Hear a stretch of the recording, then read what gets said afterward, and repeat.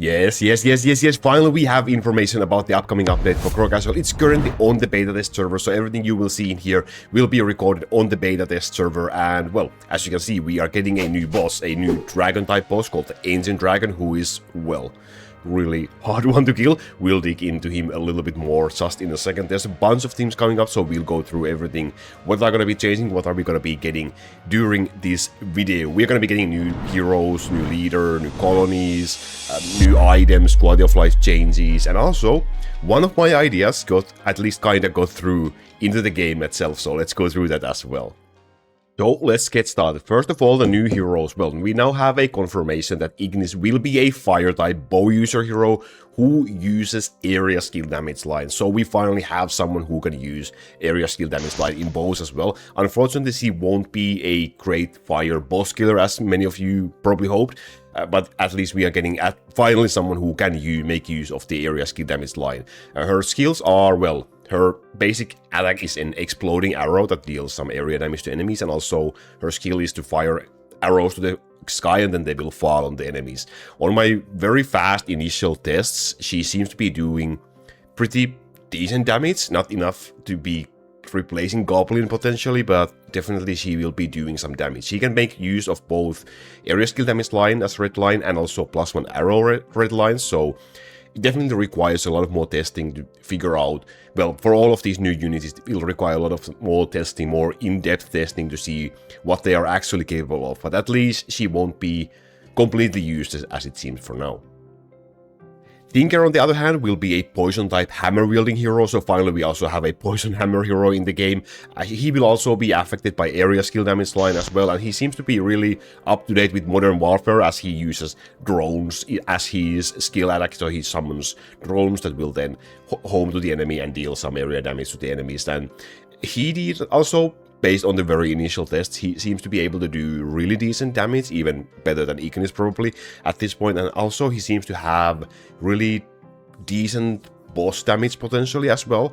The cooldown caps out at 10 seconds, which is a pretty high cooldown for a skill, but I guess it's really powerful, so maybe if it was a lower cooldown he would be even more powerful than that, but also it definitely requires a lot more testing and see if you want to use area skill damage lines or if you want to use just critical lines or what are the lines we really want to go for these two heroes. But these are really interesting additions, and for the very least they will give us free skill points when you get them to level 10,000, but that's also a pretty good thing. And as a surprise from the developer, we are also getting a new leader, a flying type leader finally, called the Viper. He rides a miniature bone dragon, perhaps. Very cute design, very nice design if you ask me. However, he doesn't really seem to be performing that well right now. He does get affected also by area skill damage line. All of the new units will get affected by area skill damage line, and existing units will be after the update as well. We'll go through that as well. So hoarding area skill damage lines is a good idea right now, I would probably say. However, he doesn't currently get affected by +1 arrow lines or the physical skill tree +1 arrow node, which doesn't really make sense since he's an archer type hero, so I guess that's a bug, and we'll have to see if that gets fixed in the beta, if he will be able to do a little bit, perform a little bit better. But right now he seems to be underperforming a little bit, but it's still at least one free skill point if nothing else, and the design is really nice. On top of these new units, we have a bunch of changes to existing heroes and leaders as well, but first a quick word from the sponsor of today's video, LDCloud. LDCloud is a cloud phone service that allows you to run the game directly on your PC or your mobile device without actually using the hardware resources of your device. You can run multiple devices on the same account and access them all anytime you want, anywhere you are. And why this is so handy for Crow Castle players such as me or you is that even if you close your phone or you close your PC, your Crow Castle will still be running 24/7 in the cloud. So that means you don't necessarily need a spare phone in order to play the game. You don't have to worry about your phone overheating and exploding overnight when you are keeping it on charger in order to keep the game running. LDCloud offers flexible spending plans tailored for your needs, and I currently have the KVIP package in here connected to the Netherlands server, and I'm running the Android 10 in here. Register using my link found in the description and you can get your first 6 hours of trial for as little as 10 cents, as well as a 20% off for a 30-day plan for Android 12 and 14 devices. I think the most interesting change to existing heroes is the new Trap Assassin promotion. So the old Deep Assassin promotion gets removed in the beta in the next update and is replaced with a Trap Assassin promotion, or Trapassin, or Trash instead. He lays lightning traps on the ground, which then deal lightning damage to enemies, and the design seems pretty cool. And definitely needs a lot more testing to see if he can actually be a viable lightning damage dealer right now again. And I think, well, Deep Assassin wasn't really that used promotion. Did it really need to be removed completely? I guess he could have just applied this as a third promotion, but yeah, it doesn't matter. I do like this new promotion. I want to keep on testing. Maybe a full lightning build even for a late game. We'll see, but yeah, that's the most interesting change. Also, Din and Oak King as leaders will be getting new skills for them in this update, and well, it really remains to be seen if they still will be able to do anything, but it's really cool to see Dev trying to balance existing units to be able to, well, be viable choices maybe in certain situations. So that's a really, really good thing if you ask me. Architect also got a new skill for his promotions, which is called the Wooden Spear, where, well, wooden spears emerge from the wall and they stab the enemies, which also seems really interesting. Seems to be able to do some sort of damage as well, so that also requires a lot more testing. And, well, Goblin also got the small changes. Apparently his TNT +1 skill node in the skill tree was applied twice, so that got fixed, which, well, nerfs his damage a little bit. However, the TNT damage will now be affected by area skill damage lines as well. There's this cool new area skill damage logo in here that you can see. And you can see it on the heroes as well, who gets affected by the area skill damage line. So you can now increase the TNT damage a lot with area skill damage lines. I only have one in here. This is still the old hammer, so you can pump this up to over 400%, close to 500%, which is really a huge buff. So overall, it seems like a buff to Goblin, who is already strong, and seems like he will be able to perform better, but that requires getting area skill damage items for Goblin, so you probably want to keep on looking for items like this, for example, for him from now on. Also, Golem Master's Mountain Fury and Poseidon's Water Spear and Blast also were changed to AoE, so area skill damage effects as well. So also they will now be affected by the area skill damage line. So yeah, a lot of area skill damage things in this update. So definitely you probably want to keep on looking for area skill damage items and keep them from now on. And also Voodoo got a slight change, so now on, well, the Poison Cloud will keep on damaging the enemies that appears while the cloud is active, instead of like instantly dealing damage to only the enemies who are on screen when you cast him. So that's also a small change for Voodoo. And regarding that, there's also a change to the poison skill tree. There's Tinker nodes in here, but there's also a change to the poison applies faster and slower nodes. So now on, they will be reworked to be poison damage over time deals 30% of its damage instantly if you get the above node in here. And also we have a poison damage 10% per poison power +1. What is poison power +1? Just give me 1 second. And instantly deals 5% of poison damage per poison power +1. So, poison power +1 is the old poison damage stack rune. So it got reworked and became a poison power to be maybe make it a little bit clear on how it works and so on. So it gets affected by these nodes in here, so you will be able to instantly deal the poison overtime damage and you will get more poison damage per poison power, which makes the rune pretty strong, most likely, at least for Sara still, and probably, well, Succubus, I don't know, she still benefits from attack speed so much, so I don't think it will be great for Succubus, but also requires a lot of more testing for sure. And here's where it gets interesting. We are getting a new item tier called the U items, the unique items, for the next update, which wasn't really something I was expecting, but alrighty. These items can be equipped as on their own, or you can fuse them in the forge into existing items as well. However, currently it seems like, even though the preview doesn't show this, once you do the infusion, the item will be reverted to level +50, so the stats on the item, the normal items, will get nerfed to level 50 item, and we'll have to wait for confirmation if this is a bug or not. If it is a bug, then these items will be really strong, really nice, really sought after. But if it's intended, then it will really limit the options maybe a little bit. However, there are still pretty good things in there. So they are lines that can change things for certain units, for example. There's a lot of lines available in here. I will scroll them for you like this fast. And I think these will require a video on their own for sure. And well, we'll first wait for the confirmation from developer, but there's really some interesting ones. For example, an item line that makes Thor be able to target air monsters, or a line that gives Sara the Archer Trio skill, which is why you usually want to have Dark Lightning Archer in the build if you run Sara for the 200% attack speed boost. But if you can get this to Sara herself, then you wouldn't really need Dark Lightning Archer. So that might be interesting. And also +2 for the small worms, for example, for Worm.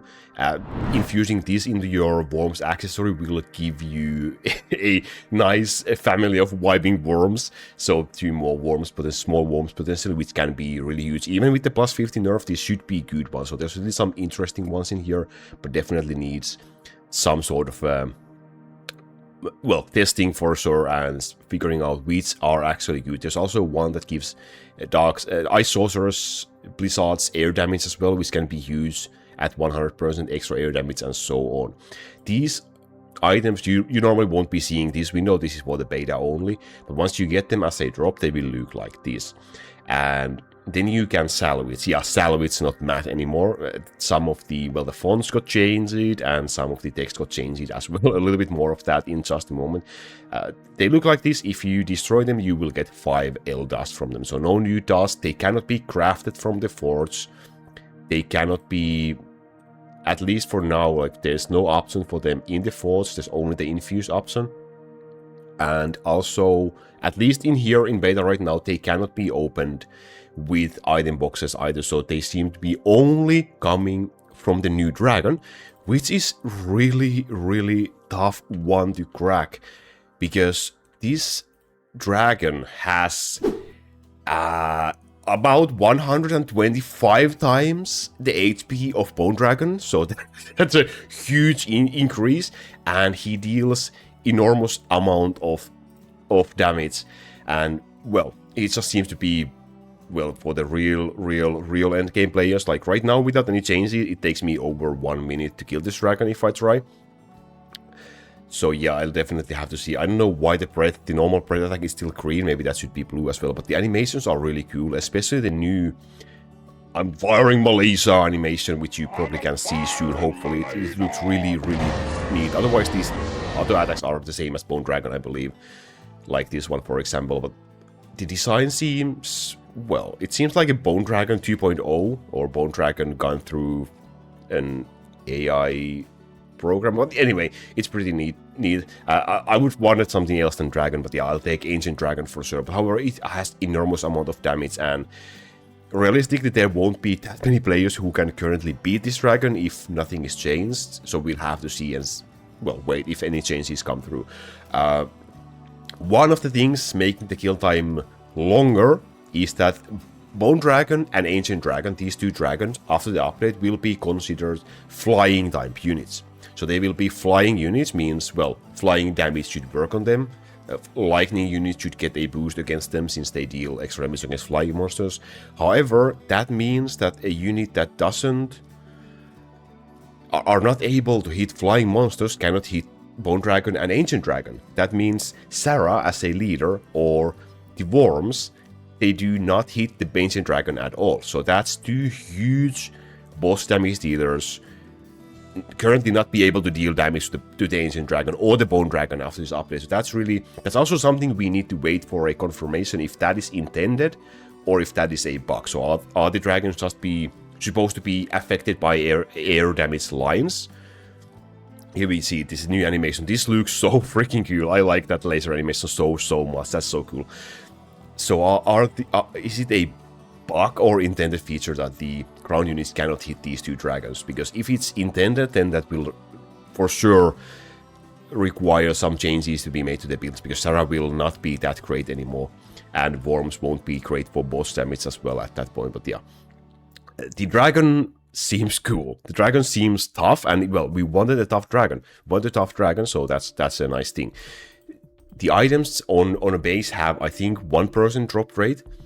0.5 comes from the guild, and then another 1% comes from Strange Key Treasure, so you have 2.5% when it drops as a base drop rate for the U tier item, which is decent as well. I still don't know why we are getting A tier items from this dragon.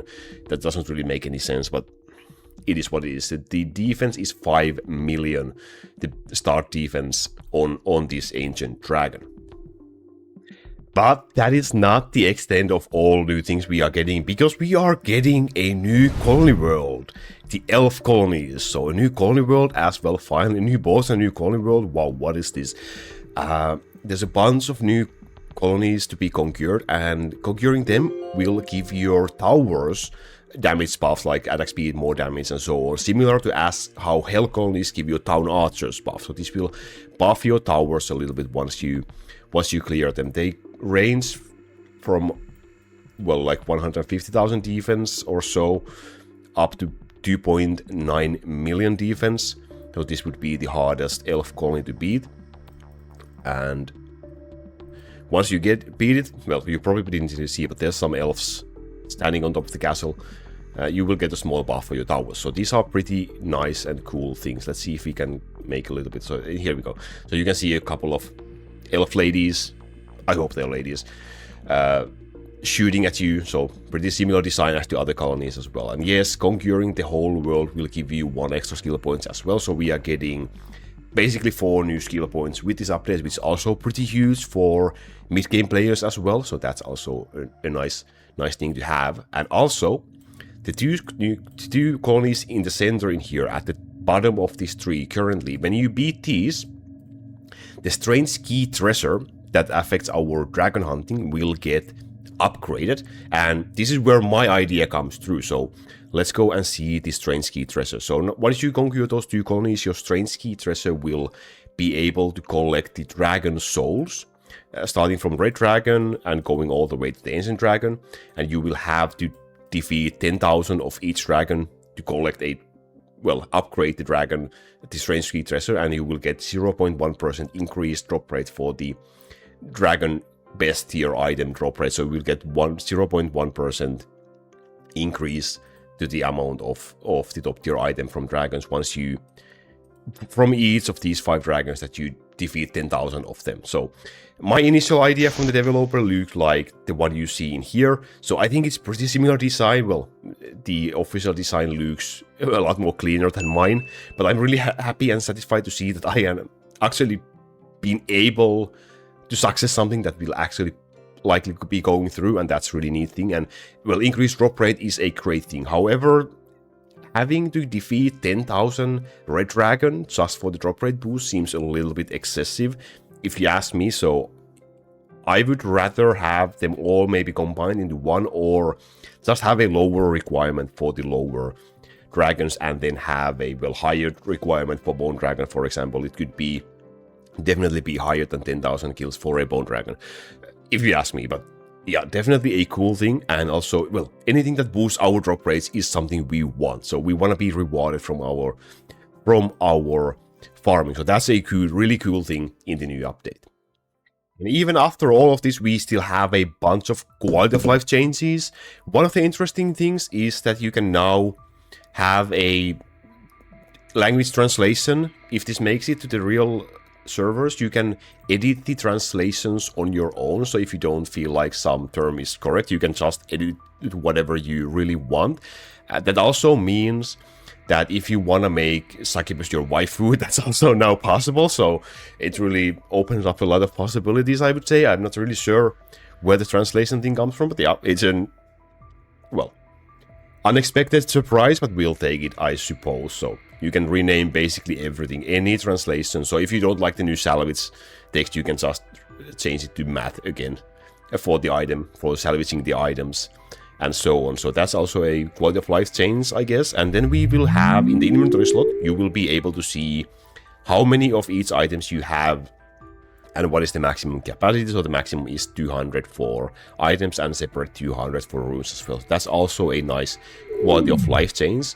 Another quality of life change is that when you are equipping a orb to a hero, you will see who it currently is on. So if you are trying to like figure out which orb am I gonna be equipping to Dark Elf, for example, and who are these on, when you click on them, you will see who they currently are equipped in that deck. So that really helps you, saves you trouble for going through every unit and see who is having and what. So that's also a really handy quality of life update if you ask me. And then really nice thing for lower end devices, there is an effect change in the settings after the update that you can turn off the arrows. So what this does, it makes the Town Archer arrows invisible. So this should reduce lags. Like if Town Archers are giving you lag on an older device, which is really much a thing that is going on, this should help reducing that lag. So I'm really looking forward to hearing and feedback from you guys how much it really affects your devices to do that. It doesn't affect their damage performance or their performance in any way otherwise. It just makes the arrows invisible on screen, so it doesn't lag you as much. So that's a nice things. And well, the Shadow and Gold HUD are existing features, but the arrow thing is new. One new thing, I guess, is that the bracelet image is new. So this looks different than previously. At first I didn't like it, but the more I've been in beta, the more I have been liking it. So I think it's a cool new design. It looks different than what we currently have, but yeah, that's a small change. That's a small change, we'll take it. Guilds will also be getting some changes, so there will be, I cannot open guild in this beta test server currently, but there will be a new officer role for guilds. So officers are able to manage the guild, approve people who are looking to join and so on. So there will be, the management will be made easier, and also you will be able to include the, for example, Discord invite link into your guild, so it will be easier to get people joining your Discord as well, which is a really cool feature, I think, as well. So those are really handy, nice quality of life changes. So overall, I'm looking at this update in a very positive light. We will have to wait for the confirmation on those couple of things, like are the U items supposed to be plus 50 only, and is Sara forever going to be doomed to not be able to hit Bone Dragon and Ancient Dragon or not? So those will really shape how we will be looking at this beta for sure, but we'll need to wait for confirmation on that. I'm expecting we are getting some changes to the beta probably soon, because I'm sure he will be working on fixing the bugs and so on. So I will definitely be making new videos about the update, and I think some of the features just deserve a video on their own, a more in-depth video, as we have more time to actually test stuff and actually see how things work and, well, if they work or not. So what do you think about this update so far? Are you excited about this? I think we had much more than I was really expecting we would be getting in this update, so in that sense I'm really satisfied. How do you feel? Let me know in the comment section. Thank you very much for watching, and don't forget, if you like, to subscribe to the channel so you can see all the future update videos and other videos as well. Thank you very much. Stay safe. Bye bye.